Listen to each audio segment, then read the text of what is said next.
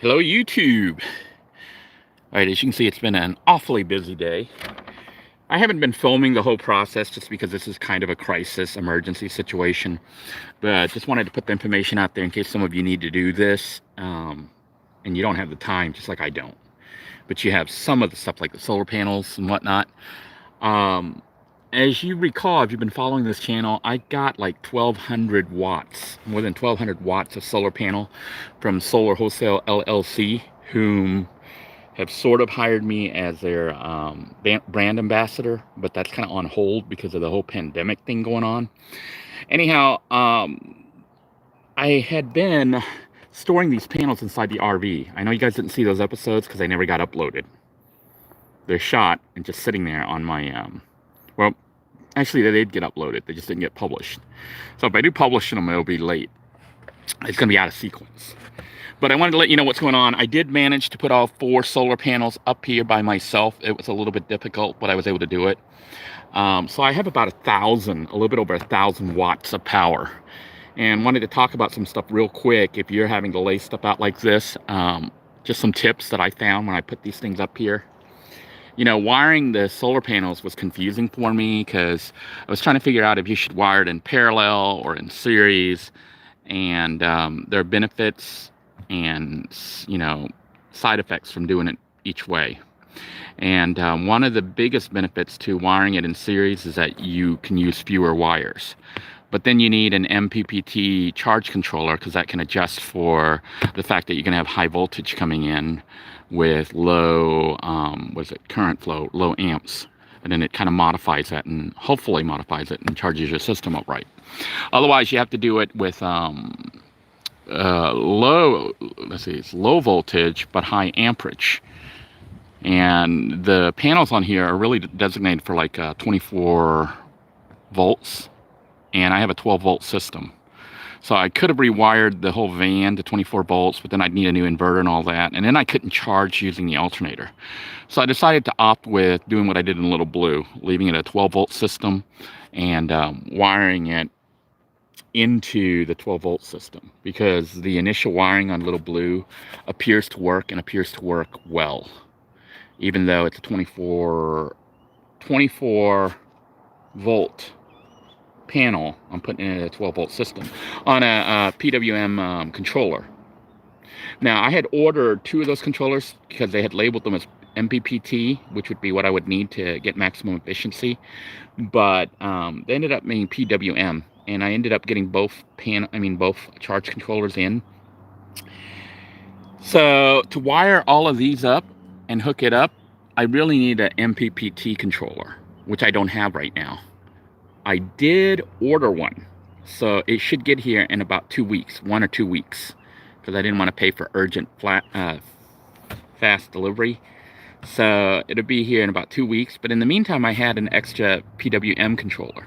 So what I thought I would do, instead of wiring everything up and hooking it up because it's still in process of wiring, I'm going to go ahead and just hook up one panel for now, just this one right here that you can see the wire coming through and going up underneath this air intake thingy for the fridge. It's like a heat vent where the fridge is. Or I have it all put up. I might take this apart later to show you another time, but it is all going down here right now off this one panel. The others aren't connected yet, and they're not even fully screwed in. You can see they're partially screwed in. So I still need to screw everything down so it doesn't fly and put wind deflectors and stuff up. But I wanted to get the panels out of the out of the RV, because they were making the RV not usable. You know, it's taking up 25% of the available space in the RV. So as of right now, I will have one panel that I'm hooking up. I'm going to show you what I'm doing to hook it up. And you can see I'm just climbing on this little flimsy little step ladder that I made for Hut 2.0.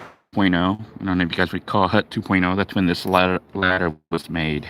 I ended up bringing it with me, so it's proving to be useful. But anyhow, let's just take a look at how we're wiring this, just to show you why it's simple and cheap. This is the line that comes through from the RV roof, and I have the red here, which is the positive, and I have the black, which is the negative. And just like on Little Blue, this is why I did it on Little Blue first, I went ahead and went to the switch. So I had the red wired up to the switch so I can flip it on and off. So this is just a regular house switch. Right now it's off, that's on. What that would mean is that the solar panel would be turned on at this point because the switch would connect and electricity would flow down. And now what I need to do is actually hook up the charge controller, which is in this bag right here. So what I will do is hook up this cheap little charge controller, just like I did Little Blue, and put it right here. And what it'll do is charge off one panel. And you're like, why aren't you charging off all four? Well, I will be once the other charge controller shows up, the MPPT controller. Then I will wire all four panels in series. So I'll produce about, let's see, it's about 24, 48.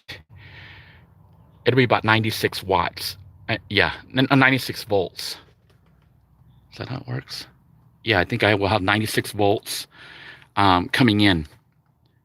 So somewhat still manageable. This is designed for like 120 volts, so it should be fine.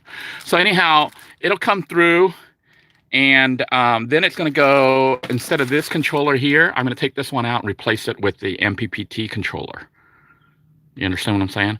But for now, while I'm waiting another week or two for the other controller to show up, I'll be able to generate some electricity. I'm just going to use one panel instead of 4 panels. The other 3 just aren't going to be hooked up. And it's kind of a waste, but at least I'll be partially working. And I know in Little Blue, so far, 2 days into the solar install on that one, it's been working great. You know, I got enough power there that I can actually run a little cooler. By having it in here, I'll be able to keep my battery topped off when the RV is just parked and when I'm using it with my kids. So you can see we opened all this up where the panels were stored. It's now available. Also wanted to show you some other stuff that's going on. These little boxes that showed up, I actually had a package today, yeah, that came from Vaunt Lights. So they are going to be sponsoring this channel. They actually are already sponsoring this channel.